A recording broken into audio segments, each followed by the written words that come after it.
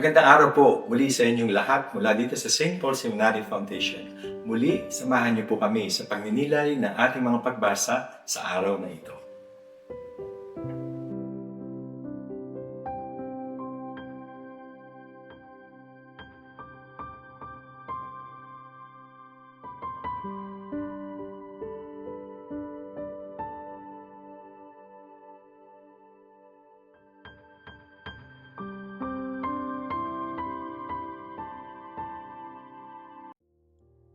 Ang mabuting balita ng Panginoon ayon kay San Mateo.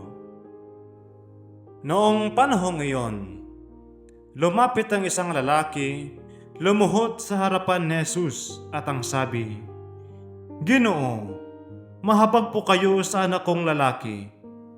Siya po'y himatayin at lubhang nahihirapan kung sinusumpong, sapagkat madalas siyang mabuwal sa apoy o kaya'y mahulog sa tubig. Dinala ko na siya sa inyong mga alagad, ngunit hindi nila mapagaling." Sumagot si Jesus, "Lahing walang pananampalataya at matigas ang ulo. Hanggang kailan dapat akong manatili kasama ninyo? Hanggang kailan ko kayo pagtitiisan? Dalhin niyo rito ang bata."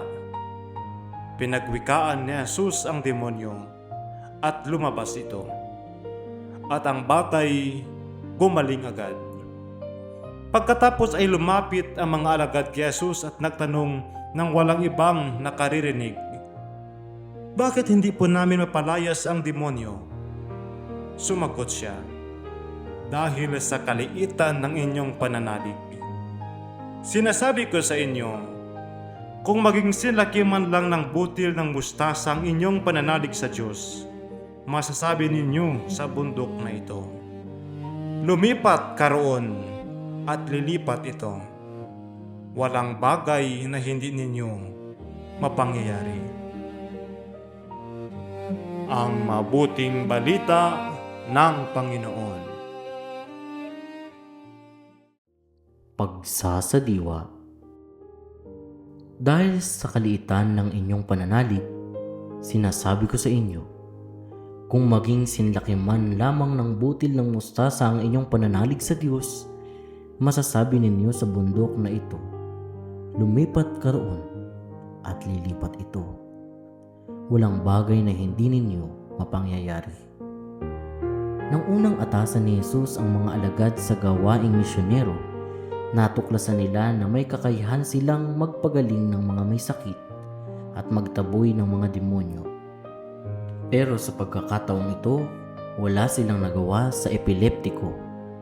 Kinailangan pa ng ama ng bata na hingin ang tulong ni Jesus para mataboy ang mga demonyo sa katawan nito at gumaling. Bakit kaya nagkaganito? Simple ang sagot ni Jesus sa mga alagad.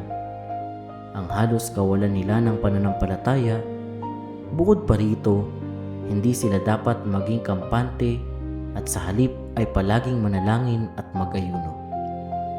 Ginugunita rin sa araw na ito si Santo Domingo, isang Kastilang relihiyoso at banal na nagtatag ng orden ng mga tagapangaral o mas kilalang mga Dominikano.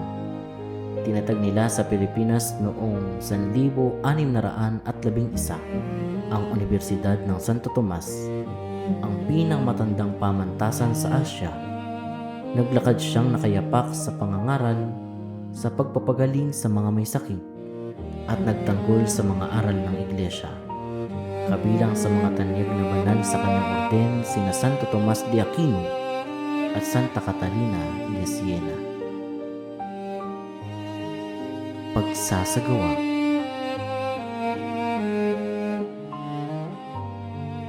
Gaano kalaki ang pananampalataya mo sa Panginoon? Paano nakikita sa iyong mga gawa ang pananampalataya mong ito? Atin pong napakinggan ang mensahe ng Diyos sa araw na ito mula sa simbahan. Paspasan po sana kayo ng ating Panginoong Diyos sa ngalan ng Ama, ng Anak, at ng Espiritu Santo.